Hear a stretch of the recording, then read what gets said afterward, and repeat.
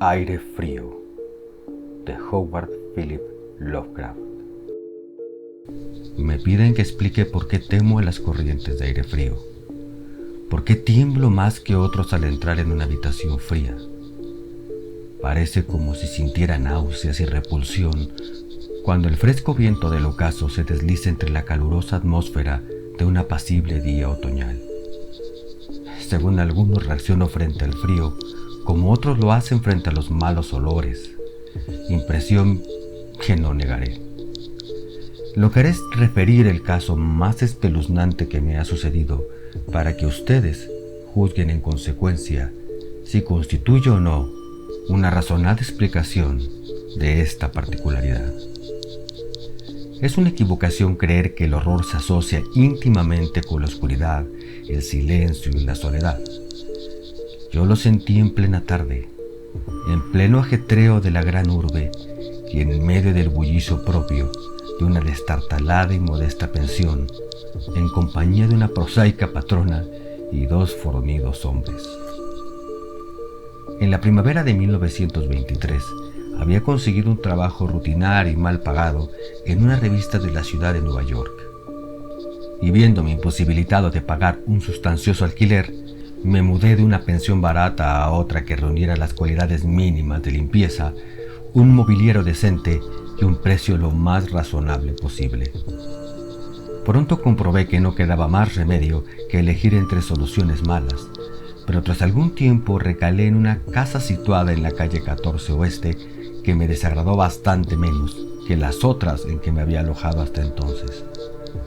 El lugar en cuestión era una mansión de piedra rojiza de unos 4 pisos, que debía datar de finales de la década de 1840 y provista de mármol, cuyo herrumbroso y descolorido esplendor era una muestra de la exquisita opulencia que debió tener en otras épocas. En las habitaciones, amplias y de techo alto, empapeladas con el peor gusto, había un persistente olor a humedad y a dudosa cocina. Pero los suelos estaban limpios, la ropa de cama podía pasar y el agua caliente apenas se cortaba o enfriaba, de forma que llegué a considerarlo como un lugar cuando menos soportable para hibernar hasta el día en que pudiera volver realmente a vivir. La patrona, una desaliñada y casi barbuda mujer española apellidada Herrero, no me importunaba con habladurías ni se quejaba cuando dejaba encendida la luz hasta altas horas en el vestíbulo de mi tercer piso. Y mis compañeros de pensión eran tan pacíficos y poco comunicativos como desearía. Tipos toscos, españoles en su mayoría, apenas con el menor grado de educación. Solo el estrépito de los coches que circulaban por la calle constituía una auténtica molestia. Llevaría unas 3 semanas cuando se produjo el primer extraño incidente. Una noche a eso de las 8, oí como si cayeran gotas en el suelo y de repente advertí que llevaba un rato respirando el acre olor característico del amoníaco. Tras echar una mirada a mi alrededor, vi que el techo estaba húmedo y goteaba. La humedad procedía, al parecer, de un ángulo de la fachada que daba a la calle.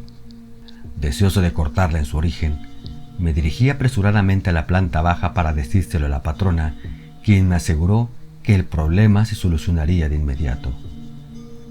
El doctor Muñoz, dijo en voz alta mientras corría escaleras arriba delante de mí, ha debido derramar algún producto químico. Está demasiado enfermo para cuidar de sí mismo. Cada día que pasa está más enfermo, pero no quiere que nadie lo asista. Tiene una enfermera muy extraña. Todo el día se lo pasa tomando baños de un olor espantoso y no puede excitarse ni acalorarse. Él mismo se hace la limpieza. Su pequeña habitación está llena de botellas y de máquinas y no ejerce de médico. Pero en otros tiempos fue famoso. Mi padre oyó hablar de él en Barcelona. No hace mucho le curó al fontanero un brazo que se había herido en un accidente. Jamás sale. Todo lo más que se le ve en cuando es en la terraza, y mi hijo Esteban le lleva a la habitación la comida, la ropa limpia, las medicinas y los preparados químicos. Dios mío, hay que ver la sal de amoníaco que gasta ese hombre para estar siempre fresco. La señora Herrero desapareció por la escalera y yo volví a mi habitación. El amoníaco dejó de gotear y mientras recogía el que se había vertido y abría la ventana para que entrase el aire, oí arriba los macilentos pasos de la patrona. Nunca había oído hablar del doctor Muñoz, a excepción de ciertos sonidos que parecían más bien propios de un motor de gasolina. Su andar era calmo y apenas perceptible. Por unos instantes me pregunté qué extraña dolencia podía tener aquel hombre, y si su obstinada negativa a cualquier auxilio proveniente del exterior no sería sino el resultado de una extravagancia sin fundamento aparente. Ahí se me ocurrió pensar un tremendo patos en el estado de aquellas personas que en algún momento de su vida han ocupado una posición alta y posteriormente la han perdido. Tal vez nunca hubiera conocido al doctor Muñoz, de no haber sido por el ataque al corazón que de repente sufrí una mañana mientras escribía en mi habitación. Los médicos me habían advertido del peligro que corría si me sobrevenían tales accesos, y sabía que no había tiempo que perder. Así pues, recordando lo que la patrona había dicho acerca de los cuidados prestados por aquel enfermo al obrero herido, me arrastré como pude hasta el piso superior y llamé débilmente a la puerta. Mis golpes fueron contestados en buen inglés por una extraña voz situada a cierta distancia a la derecha de la puerta, que preguntó cuál era mi nombre y el objetivo de mi visita. Aclarados ambos puntos, se abrió la puerta contigua a la que yo había llamado. Un soplo de aire frío salió a recibirme a manera de saludo, y aunque era uno de esos días calurosos de finales de junio, me puse a tiritar al traspasar el umbral de un amplio cuarto cuya elegante decoración me sorprendió. Una cama plegable desempeñaba ahora su diurno papel de sofá, y los muebles de caoba, lujosas cortinas, antiguos cuadros y añejas estanterías hacían pensar más en el estudio de un señor de buena crianza que en la habitación de una casa de huéspedes. Pude ver que el vestíbulo que había encima del mío, llena de botellas y máquinas a las que se había referido la dueña, no era sino el laboratorio del doctor, y que la principal habitación era la espaciosa pieza contigua a este, cuyos confortables nichos y amplio cuarto de baño le permitían ocultar todos los aparadores y engorrosos ingenios utilitarios. El doctor Muñoz, no cabía duda, era todo un caballero culto y refinado. La figura que tenía ante mí era de estatura baja, pero extraordinariamente bien proporcionada, y llevaba un traje formal. Un rostro de nobles facciones, de expresión firme aunque no arrogante, adornada por una recortada barba de color gris metálico y unos anticuados quevedos que protegían unos oscuros y grandes ojos coronando una nariz aguileña, conferían un toque moruno a una fisonomía por lo demás predominantemente celtibérica. El abundante y bien cortado pelo, que era prueba de puntuales visitas al barbero, estaba partido con gracia por una raya encima de su respetable frente. Su aspecto general sugería una inteligencia fuera de lo corriente y una crianza y educación excelentes. No obstante, al ver al doctor Muñoz en medio de aquella ráfaga de aire frío, sentí una repugnancia que nada en su aspecto podía justificar. Solo la palidez de su tez y la extrema frialdad de su tacto podrían haber proporcionado un fundamento físico para semejante sensación, e incluso ambos defectos eran excusables habida cuenta de la enfermedad que padecía aquel hombre. Mi desagradable impresión pudo deberse a aquel extraño frío, pues no tenía nada de normal en un día tan caluroso, y lo anormal suscita siempre aversión, desconfianza y miedo.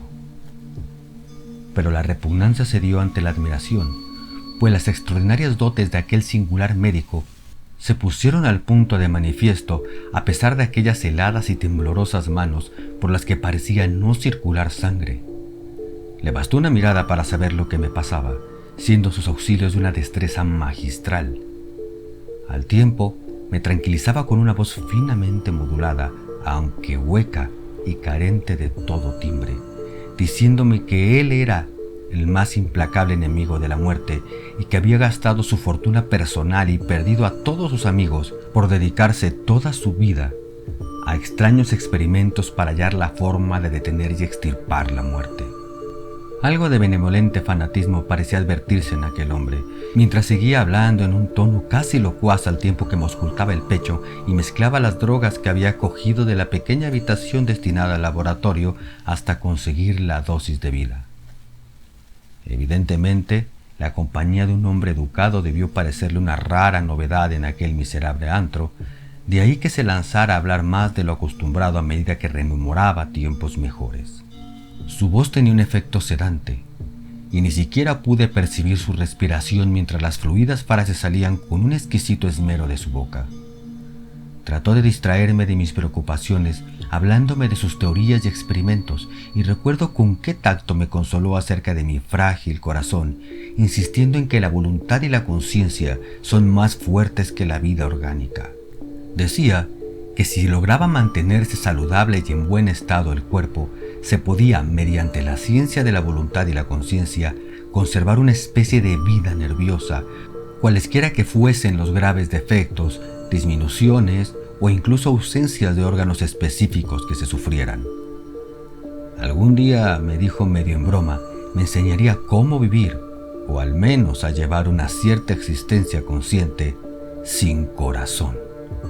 Por su parte, sufrió de una serie de dolencias que le obligaban a seguir un régimen muy estricto que incluía la necesidad de estar expuesto constantemente al frío. Cualquier aumento apreciable de la temperatura podía, caso de prolongarse, afectarle fatalmente. Había logrado mantener el frío que reinaba en su estancia de unos 11 a 12 grados gracias a un sistema absorbente de enfriamiento por amoníaco, cuyas bombas eran accionadas por el motor de gasolina que con tanta frecuencia oía desde mi habitación situada justo abajo. Recuperado del ataque en un tiempo extraordinariamente breve, salí de aquel lugar helado convertido en ferviente discípulo y devoto del genial recluso. A partir de ese día, le hice frecuentes visitas siempre con el abrigo puesto. Le escuchaba atentamente mientras hablaba de investigaciones y resultados casi escalofriantes, y un estremecimiento se apoderó de mí al examinar los singulares y sorprendentes volúmenes antiguos que se alineaban en las estanterías de su biblioteca. Debo añadir que me encontraba ya casi completamente curado de mi dolencia gracias a sus acertados remedios. Al parecer, el doctor Muñoz no desdeñaba los conjuros de los medievalistas, pues creía que aquellas fórmulas crípticas contenían raros estímulos psicológicos que bien podrían tener efectos indecibles sobre la sustancia de un sistema nervioso en el que ya no se dieran pulsaciones orgánicas.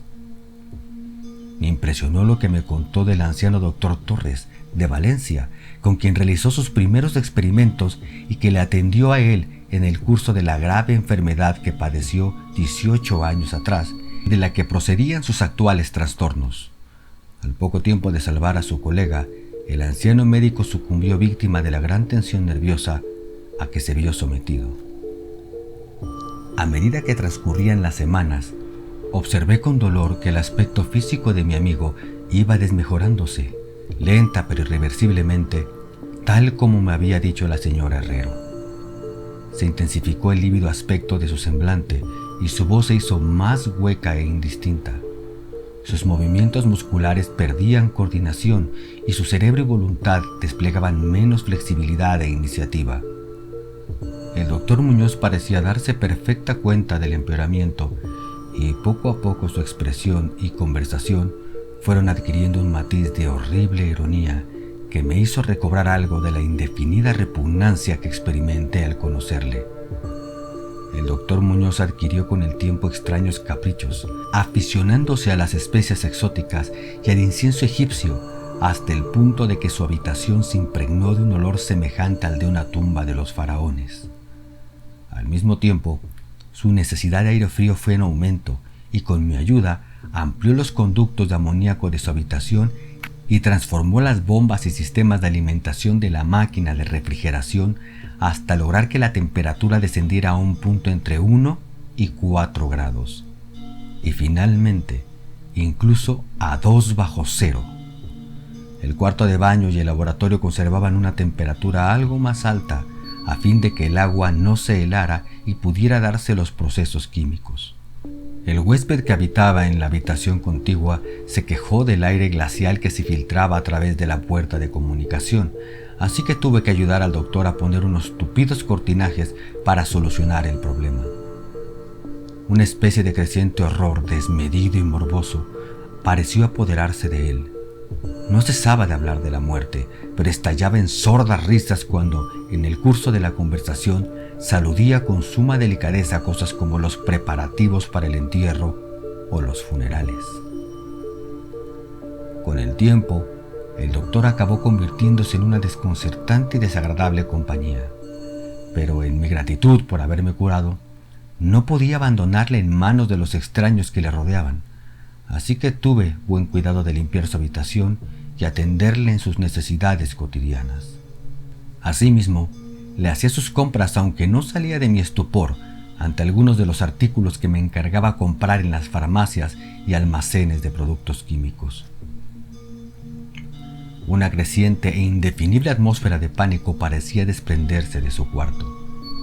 La casa entera, como ya he dicho, despedía un olor a humedad, pero el olor de las habitaciones del doctor Muñoz era aún peor, y no obstante las especias, el incienso y el acre perfume de los productos químicos de los ahora incesantes baños que insistí en tomar sin asistencia, comprendí que aquel olor debía guardar relación con su enfermedad y me estremecí al pensar cuál podría ser.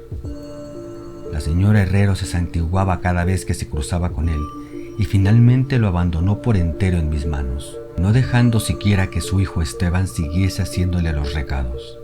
Cuando yo le sugería la conveniencia de avisar a otro médico, el paciente montaba en cólera. Temía sin duda el efecto físico de una violenta emoción, pero su voluntad y coraje crecían en lugar de menguar, negándose a acostarse. La lasitud de los primeros días de su enfermedad dio paso a un retorno de su vehemente ánimo, hasta el punto de que parecía desafiar a gritos al demonio de la muerte, aun cuando corriese el riesgo de que el tradicional enemigo se apoderase de él. Dejó prácticamente de comer, algo que curiosamente siempre dio la impresión de ser una formalidad en él, y solo la energía mental que le restaba parecía liberarle del colapso definitivo. Adquirió la costumbre de escribir largos documentos que sellaba con cuidado y llenaba de instrucciones para que a su muerte los remitiera yo a sus destinatarios. Estos eran en su mayoría de las Indias Occidentales, pero entre ellos se encontraba un médico francés famoso en otro tiempo y al que ahora se daba por muerto y del que se decían las cosas más increíbles. Pero lo que hice en realidad fue quemar todos los documentos antes de enviarlos o abrirlos. El aspecto y la voz del doctor Muñoz se volvieron absolutamente espantosos y su presencia casi insoportable. Un día de septiembre, una inesperada mirada suscitó una crisis epiléptica en un hombre que había venido a reparar la lámpara eléctrica de su mesa de trabajo. Ataque del que se recuperó gracias a las indicaciones del doctor mientras se mantenía lejos de su vista. Aquel hombre, sorprendentemente, había vivido los horrores de la Gran Guerra sin sufrir tamaña sensación de terror. Un día, a mediados de octubre, sobrevino el horror de los horrores de forma repentina. Una noche se rompió la bomba de la máquina de refrigeración, por lo que pasadas 3 horas resultó imposible mantener el proceso de enfriamiento del amoníaco. El doctor Muñoz me avisó dando golpes en el suelo y yo hice lo imposible por reparar la avería, mientras mi vecino no cesaba de lanzar imprecaciones. Mis esfuerzos resultaron inútiles y cuando al cabo de un rato me presenté con un mecánico de un garage nocturno cercano, comprobamos que nada podía hacerse hasta la mañana siguiente, pues hacía falta un nuevo pistón. La rabia y el pánico del moribundo ermitaño adquirieron proporciones grotescas, dando la impresión de que fuera a quebrarse lo que quedaba de su debilitado físico, hasta que en un momento dado un espasmo le obligó a llevarse las manos a los ojos y precipitarse hacia el cuarto de baño. Salió de ahí a tientas, con el rostro fuertemente vendado, y ya no volví a ver sus ojos. El frío reinante en la estancia empezó a disminuir de forma apreciable, y a eso de las 5 de la mañana, el doctor se retiró al cuarto de baño, al tiempo que me encargaba le procurase todo el hielo que pudiera conseguir en las tiendas y cafeterías abiertas durante la noche. Cada vez que regresaba de alguna de mis desalentadoras correrías y dejaba el botín delante de la puerta cerrada, podía oír un incansable chapoteo dentro del baño y una voz ronca que gritaba: ¡Más! ¡Más! Finalmente amaneció un caluroso día y las tiendas fueron abriendo una tras otra. Le pedí a Esteban que me ayudara en la búsqueda de hielo mientras yo me encargaba de conseguir el pistón, pero siguiendo las órdenes de su madre, el muchacho se negó en redondo. En última instancia contraté los servicios de un haragán a fin de que le subiera al paciente hielo de una pequeña tienda mientras yo me entregaba con la mayor diligencia a la tarea de encontrar un pistón para la bomba y conseguir los servicios de unos obreros competentes que lo instalaran. La tarea parecía interminable y casi llegué a desalentarme al ver cómo transcurrían las horas yendo de allá para acá sin aliento y sin ingerir alimento alguno. Serían las 12 cuando muy lejos del centro encontré un almacén de repuestos donde tenía lo que buscaba, y aproximadamente hora y media después llegaba a la pensión con el instrumental necesario y 2 fornidos y avesados mecánicos. Había hecho todo lo que estaba en mi mano y solo me quedaba esperar que llegase a tiempo. Sin embargo, un indecible terror me había precedido. La casa estaba totalmente alborotada y por encima del incesante parloteo de las voces pude oír a un hombre que rezaba con voz profunda. Algo diabólico flotaba en el ambiente y los huéspedes pasaban las cuentas de sus rosarios al llegar hasta ellos el olor que salía por debajo de la trancada puerta del doctor. Al parecer, el tipo que había contratado salió precipitadamente dando histéricos alaridos al poco de regresar de su segundo viaje en busca de hielo. En la precipitada huida no pudo, desde luego, cerrar la puerta tras de sí, pero lo cierto es que estaba cerrada y a lo que parecía desde el interior. Dentro no se oía el menor ruido, salvo un indefinible goteo lento y espeso. Tras consultar brevemente con la dueña y los obreros, no obstante el miedo que me tenía atenazado, opiné que lo mejor sería forzar la puerta. Pero la patrona halló el modo de hacer girar la llave desde el exterior sirviéndose de un artilugio de alambre. Con anterioridad, habíamos abierto las puertas del resto de las habitaciones de aquel ala del edificio, y otro tanto hicimos con todas las ventanas. A continuación, y protegidas las narices con pañuelos, penetramos temblando de miedo en la hedionda habitación del doctor, que orientada al mediodía, abrasaba con el caluroso sol de las primeras horas de la tarde. Una especie de rastro oscuro y viscoso llevaba desde la puerta abierta del cuarto de baño a la puerta del vestíbulo y desde aquí al escritorio, donde se había formado un horrible charco. Encima de la mesa había un trozo de papel garrapateado a lápiz por una repulsiva y ciega mano, terriblemente manchado también al parecer por las mismas garras que trazaron apresuradamente las últimas palabras. El rastro llevaba hasta el sofá, en donde finalizaba inexplicablemente.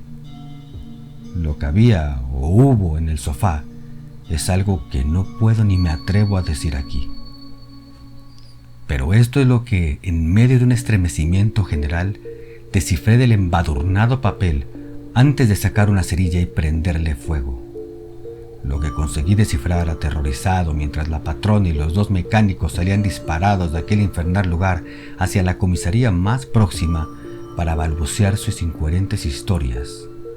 Las nauseabundas palabras resultaban poco menos que increíbles en aquella amarillenta luz solar con el estruendo de los coches y camiones que subían calle, pero debo confesar que en aquel momento creí lo que decían. Si las creo ahora, es algo que sinceramente ignoro. Hay cosas acerca de las cuales es mejor no especular, y todo lo que puedo decir es que no soporto el olor amoníaco y que me siento desfallecer ante una corriente de aire excesivamente frío. He llegado al final, rezaban aquellos hediondos garabatos. No queda hielo. El hombre ha lanzado una mirada y ha salido corriendo. El calor aumenta por momentos y los tejidos no pueden resistir. Me imagino que lo sabe. Lo que dije sobre la voluntad, los nervios y la conservación del cuerpo una vez que han dejado de funcionar los órganos. Como teoría era buena, pero no podía mantenerse indefinidamente. No conté con el deterioro gradual. El doctor Torres lo sabía, pero murió de la impresión. No fue capaz de soportar lo que hubo de hacer. Tuvo que introducirme en un lugar extraño y oscuro, cuando hizo caso a lo que le pedí en mi carta, y logró curarme. Los órganos no volvieron a funcionar. Tenía que hacerse a mi manera, pues, ¿comprende? Yo fallecí en aquel entonces, hace ya 18 años.